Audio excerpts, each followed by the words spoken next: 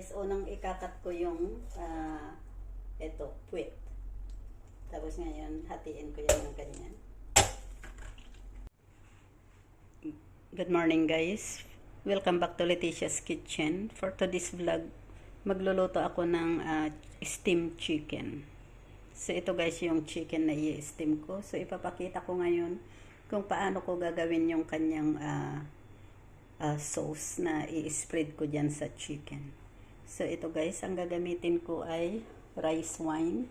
Ito yung rice wine, salt, and lalagyan ko yan ng chicken powder guys, para yung pag naluto yung chicken ay yellow yung kulay niya. So ngayon, maglalagay na ako ng rice wine. Rice wine na half bowl. Ganyan lang guys. And then maglalagay ako ng salt. Ayan guys, ang salt. Yan. Tapos haluin lang natin yan. Saka natin i-spread sa chicken. Guys, i-spread ko na yung wine at saka salt sa chicken. So ito guys.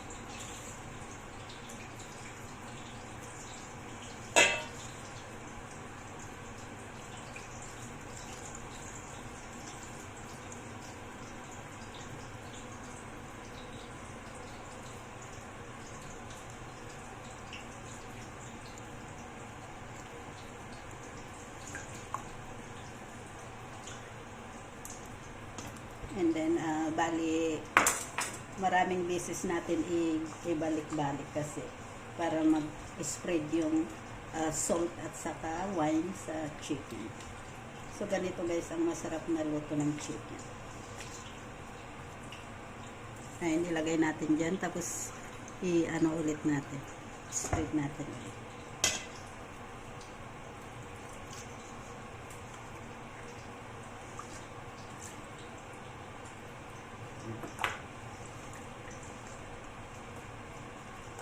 Tapos, ibalik ulit. Tapos, i-ano natin yan sa loob ng chicken. So, dito. Ayan guys. Tapos, paikutin lang natin yan para mag-ikot yung alak doon sa loob ng chicken. So, one more time.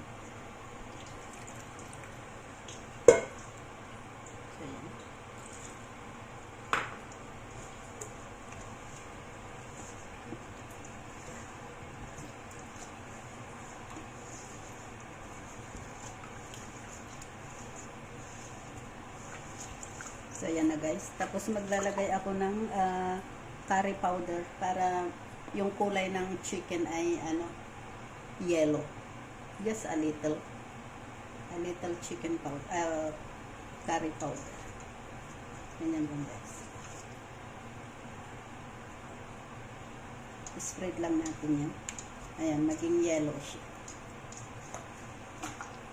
Maybe some more here.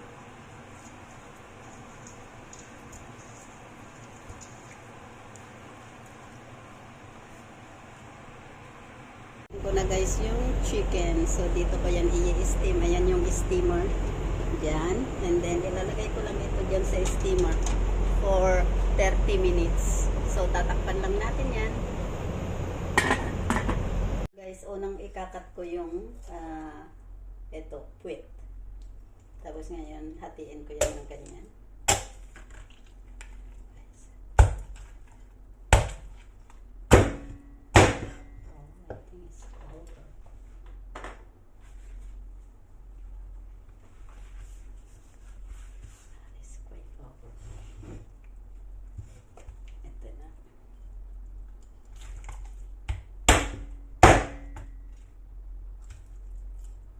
So, ganito ako mag-cut ng chicken guys. Unahin ko muna yung, hatiin ko yan ng kalahati, tapos yung wings tatanggalin ko. Ayan. Tapos, and then, very juicy. Then, tanggalin ko yung, yung backbone.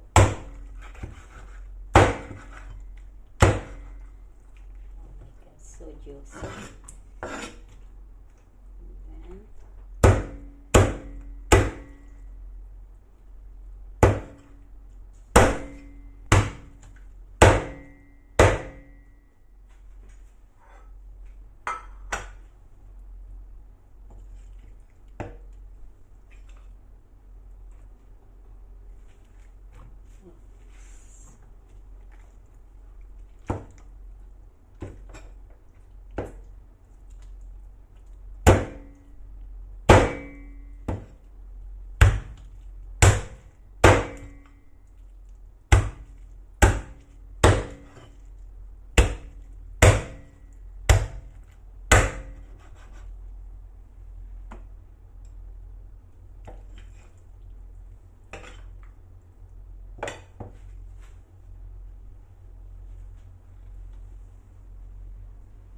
so ito na guys, nandito na yung kinat ko na yung chicken thigh at saka yung backbone yan guys. So thank you guys for watching. Bye bye. God bless.